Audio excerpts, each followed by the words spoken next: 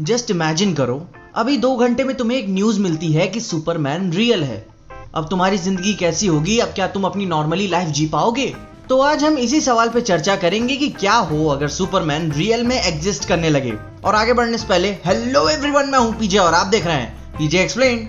सबसे पहले ये सवाल काफी मजेदार, एक्साइटिंग और डरावना होता है, क्योंकि एक बात आप ये समझ ही चुके होंगे कि जिंदगी बहुत हरामजादी है। लाइफ इज अ बिच, और इस बात को मैं डिनाई नहीं कर सकता। अब देखो, आजकल की मूवीज में सुपर हीरोज के अलग अलग पहलू को दिखाया जा रहा है, जो कि बहुत अच्छी बात है, मगर अभी हम इनके रियल लाइफ इंपैक्ट की बातें करें तो दुनिया कंप्लीटली ही एक डिफरेंट प्लेस हो जाएगी।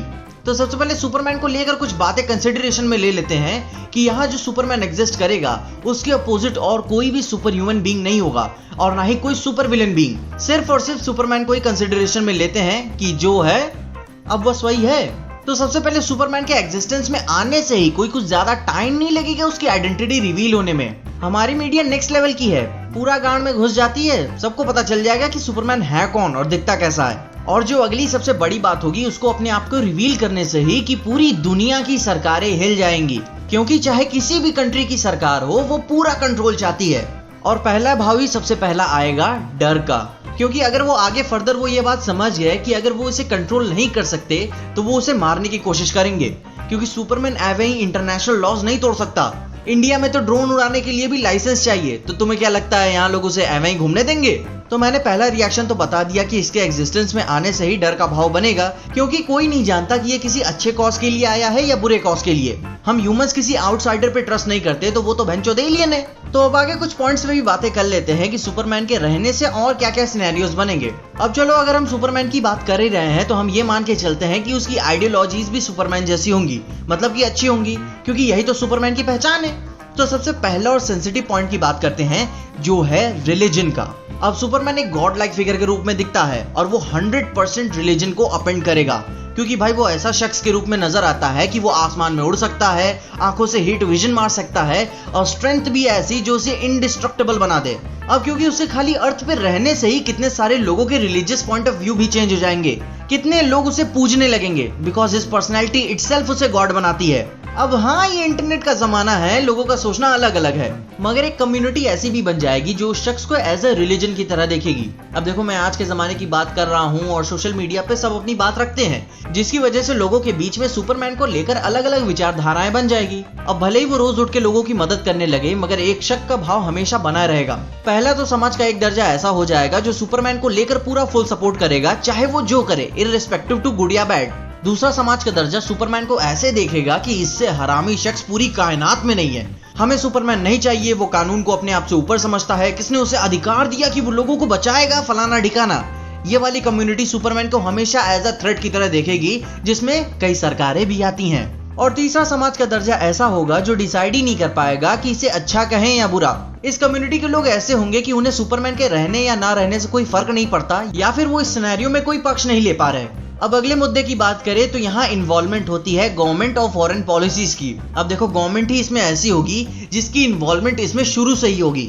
अब देखो, गवर्नमेंट की बात करने से पहले हमें ये बात कंफर्म करनी होगी कि सुपरमैन मोस्टली ज्यादातर दिखता कहाँ पे है। अब देखो, हम हिंदी में बात कर रहे हैं तो यही कंसिडर कर लेते हैं कि सुपरमैन इंडिया में ही ज्यादातर दिखता है। अब देखो, इंडिया जो अपने लेवल से काम करना है वो तो करेगा ही कि इसे पहले पकड़ा जाए। अब अगर पकड़ नहीं पा रहे हैं तो आराम से बैठ के इसे बुला के बात की जाए। अब जो भी ये बात होगी चाहे ना होगी वो तो अलग बात है, मगर एक बात हमें ध्यान देनी चाहिए कि यूनाइटेड नेशंस इसमें हैविली इन्वॉल्व होगा।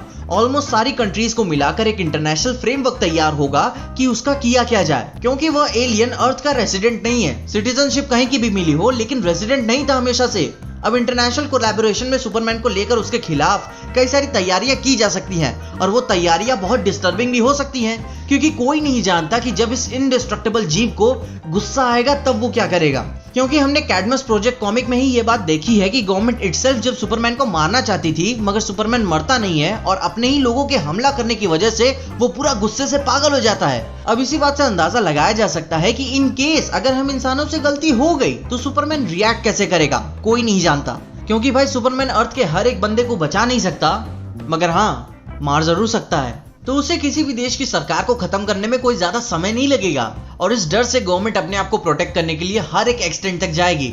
अब ऐसा नहीं माना जा सकता कि सुपरमैन हमेशा ही सरकार के खिलाफ रहेगा, क्योंकि अगर वो किसी भी देश की सरकार के अंडर में इतने सालों से रहता आ रहा है तो कहीं ना कहीं उसके भी कुछ तर्ज बन चुके होंगे कि किसका सपोर्ट करूं और किसका नहीं। ऐसा भी हो सकता है कि सुपरमैन गवर्नमेंट से बातचीत करके उनके लिए ही काम करना शुरू कर दे, दुनिया और इंसानियत के भलाई के नाम पे।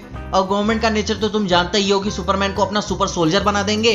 अब किसी भी सरकार के पास अगर कोई अपना लिविंग वेपन हो, वो भी सुपरमैन जैसा, जो किसी भी देश के पास नहीं है, तो वो कंट्री डोमिनेटिंग कंट्री बन जाएगी सुपरमैन के सपोर्ट से। अब आगे हर एक कहानी के कई सारे चेहरे होते हैं। मानव जाति सबसे कामयाब जाति होने के साथ साथ सबसे नीच जाति है। सुपरमैन को देर सवेर यह बात तो समझ में आ ही जाएगी। अब किसी का दिमाग उस सिनेरियोज में कैसे काम करेगा यह भविष्यवाणी तो नहीं की जा सकती, मगर हाँ अंदाजा जरूर लगाया जा सकता है। अब Superman the Red Son animated movie में ये बात आप देख पाएंगे कि क्या हो जब सुपरमैन इन डेप्थ पॉलिटिकल बन जाए। फ्लैशपॉइंट एनिमेटेड मूवी में ऐसा देख पाएंगे कि क्या हो जब गवर्नमेंट ही सुपरमैन पर अपना कंट्रोल बना ले। बैटमैन वर्सेस सुपरमैन में ऐसा देखने को पता चलता है कि सारी सरकारें हिली हुई हैं कि अब इस वाले का करे क्या, क्योंकि अब बात काफी आगे बढ़ चुकी है। अब ये बात नहीं है कि उसका रहना या ना रहना डिसाइड नहीं करना है, अब मूवी में वो एग्जिस्ट कर रहा है। खैर ये तीनों मूवीज अपनी कहानी को काफी एक्सपैंड करती हैं और जैसे सोचा जाए किसी एक्स्ट्रा टेरेस्ट्रियल लाइफ का अर्थ पे एग्जिस्ट करना अपने ही आप में कई सारे पॉजिटिव और नेगेटिव फैक्टर्स दोनों ही लाता है। पॉसिबिलिटीज एंडलेस है। अर्थ पे 7 बिलियन से ज्यादा लोग हैं, 7 बिलियन तरह के अलग अलग दिमाग हैं, मगर उनमें से एक दिमाग तुम्हारा भी तो है। तुम भी तो बताओ कि उस शख्स के एग्जिस्ट करने से और क्या क्या बवाल हो सकता है, अच्छे या बुरा किसी को भी लेकर। मगर एक बात ध्यान देना, आगे चल के कोई भी शख्स किसी के उसूलों के हिसाब से नहीं बल्कि अपने हिसाब से काम करता है। तो खैर आप क्या सोचते हैं कि और क्या क्या इंपैक्ट पड़ सकता है उसके रहने से?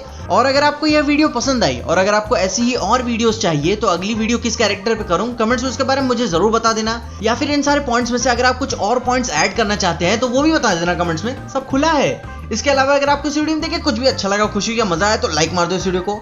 इस चैनल पे नए आए हो सब्सक्राइब तो मार ही देना इस चैनल को, और अगर ज्यादा ही अच्छी लग गई तो अपने दोस्तों को शेयर कर देना। मेरे इंस्टाग्राम और ट्विटर हैंडल्स आपको नीचे ही डिस्क्रिप्शन में मिल जाएंगे। और देखते रहिए पीजे एक्सप्लेन।